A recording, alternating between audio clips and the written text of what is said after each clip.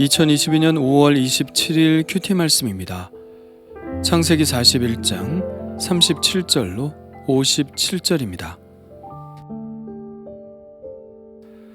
바로와 그의 모든 신하가 이 일을 좋게 여긴지라.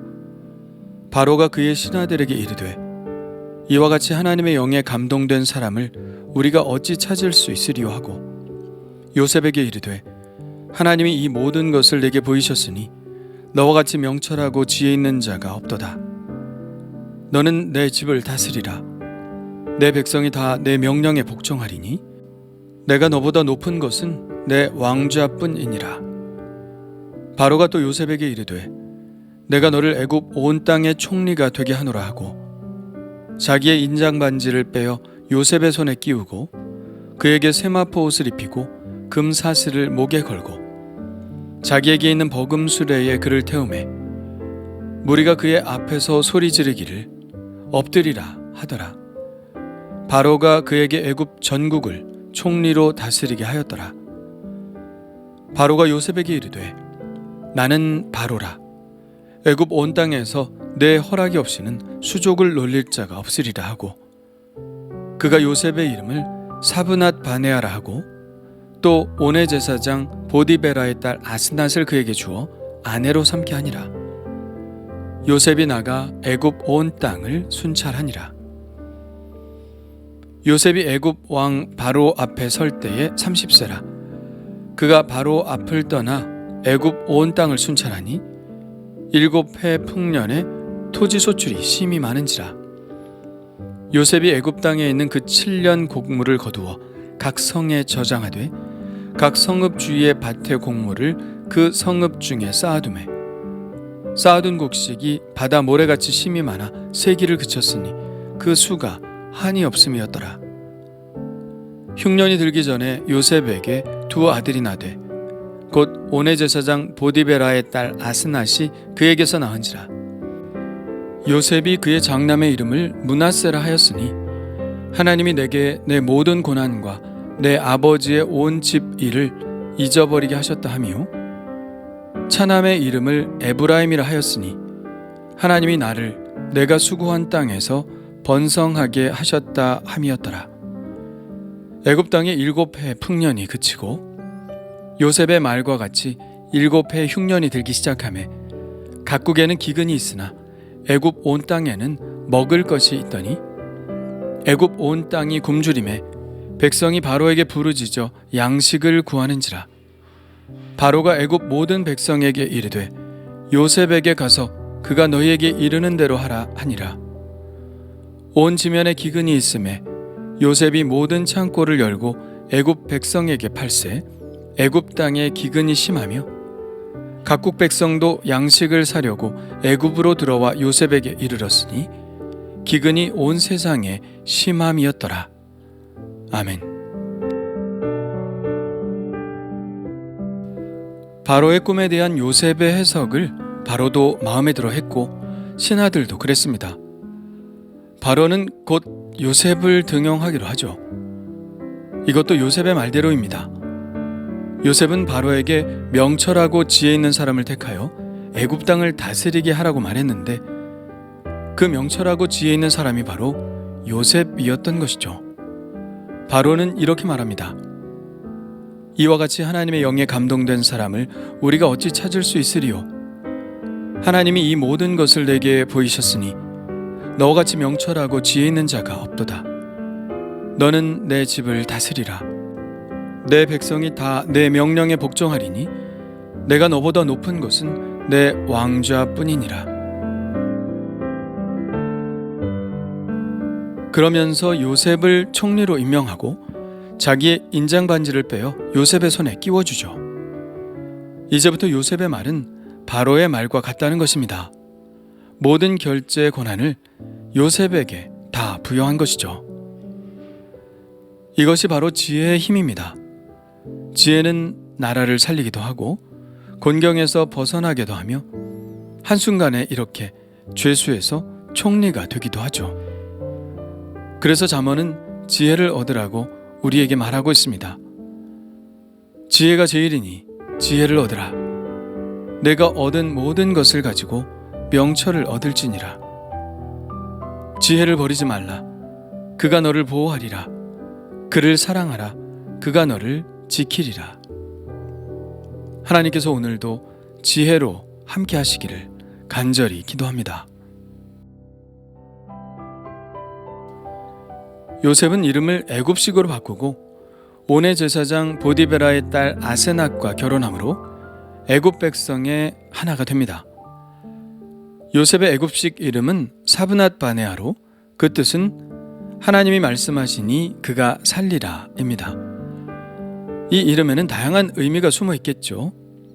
하나님이 말씀해 주셔서 바로 앞에서 그가 목숨을 건졌다는 뜻이 될 수도 있고요. 하나님이 그에게 지혜를 주셔서 애굽 온 백성이 삶을 얻었다는 말도 될 것입니다. 이 이름은 요셉의 사명이 사람을 살리는 데 있음을 보여주고 있죠. 이런 요셉의 삶은 바로 예수님을 예표한다고 할 수 있는데요. 예수님은 요한복음에서 이렇게 말씀하셨습니다. 죽은 자들이 하나님의 음성을 들을 때가 오나니 듣는 자는 살아나리라. 예수님의 복음을 전하여 죽은 자에게 생명을 얻게 하는 일은 또한 우리의 사명이 되었죠. 그러니 우리 모두 요셉의 이름을 가졌다고 할 수 있습니다. 사브낫 바네아, 하나님이 말씀하시니 그가 살리라. 이런 일이 우리를 통해 일어나게 되기를 간절히 소원합니다. 요셉의 장인은 온의 제사장 보디베라라고 했습니다. 온은 애굽의 태양신을 말하죠. 그리고 도시의 이름이기도 하고요.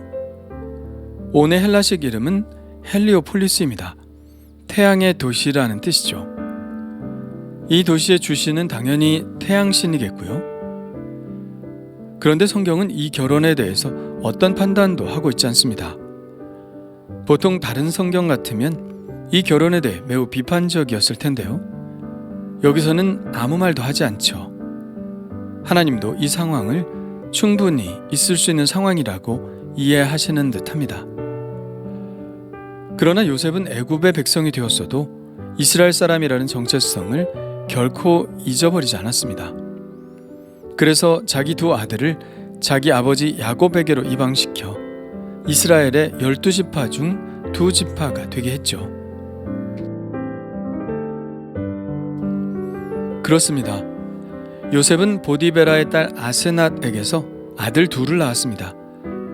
첫째 아들의 이름은 므낫세, 둘째 아들의 이름은 에브라임입니다. 장남 므낫세의 이름의 뜻은 잊어버리게 하다라는 뜻이고요. 차남 에브라임 이름의 뜻은 번성케 하다, 갑절로 열매를 맺다라는 뜻을 가지고 있습니다. 요셉은 왜 아들들의 이름을 이렇게 지었을까요?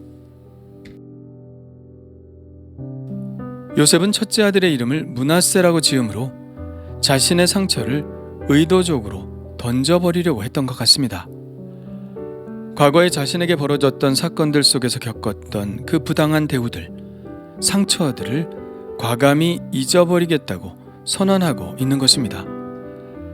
특히 그를 죽이려 했던 그의 형들, 그리고 자기에게 누명을 씌운 보디발의 아내를, 그들에 대한 미움을 잊어버리겠다는 것입니다. 미워할 수 있었지만 그렇게 하지 않겠다는 것이죠. 우리도 요셉처럼 과거의 일에 대한 이런 결단이 있어야 하리라 믿습니다. 어떤 사람들은 죽어도 못 잊어버리겠다고 합니다. 이것도 하나의 의지의 표현인데요. 안 잊어버리면서 스스로를 계속 괴롭히겠다는 것이죠. 내가 안 잊는다고 해서 상대방이 괴로운 것은 아닙니다. 내가 괴로운 것이죠. 내가 잊지 않음으로 해서 내 자신을 평생 미움이라는 감옥에 가두는 것입니다. 사람은 지나온 세월과 같다는 말이 있습니다. 지나온 세월이 바로 지금의 그 사람을 만들었다는 것이죠. 지나온 세월이 험한 사람은 험한 사람이 되고, 지나온 세월이 평탄하면 평탄한 사람이 됩니다. 그러나 이것도 사실 이론에 불과하죠. 지나온 세월이 험해도 믿음으로 그 세월을 승화시킨 사람은 앞으로 계속 험한 사람으로 살아가지 않습니다. 오히려 험한 세월을 삶의 좋은 밑거름으로 만들어 더 좋은 삶을 살아가는 사람들이 얼마든지 있죠. 잊어버리는 것, 마음대로 되지는 않겠지만 결심만 하면 안 될 것도 없습니다.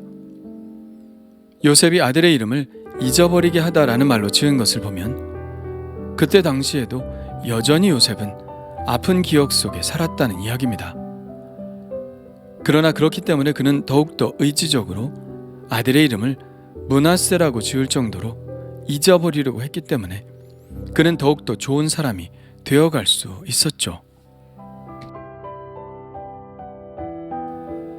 그리고 둘째 아들의 이름을 에브라임, 즉 창성하게 하다라고 지은 것은 과거 그의 마음에 부정적인 영향을 끼칠 수 있었던 사건들은 잊어버리고 이제 새로운 희망을 바라보겠다는 것입니다.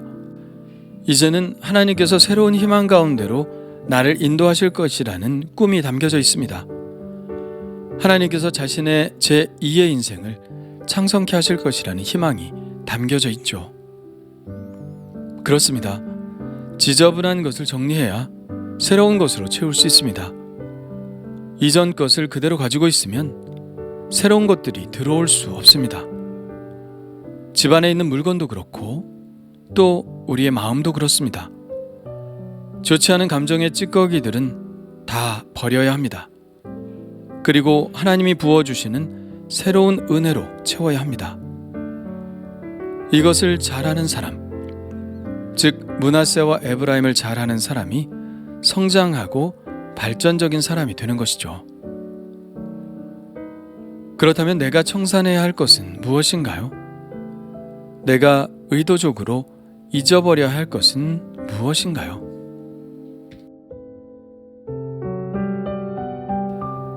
주님 감사합니다. 좋지 않은 기억들, 나를 아프게 했던 사람들에 대한 미움, 아직도 여전히 축축하게 남아있는 슬픔들, 이 모든 것들을 다 지우기 원합니다. 잊어버리기 원합니다. 그렇게 할 때 나를 창대케 하실 줄 믿기에 그렇게 하겠습니다. 좋지 않은 것 끌어안고 있지 않게 하시고 하나님이 부어주실 새로운 은혜를 기대하며 다 잊어버리게 하옵소서. 예수님의 이름으로 기도합니다. 아멘.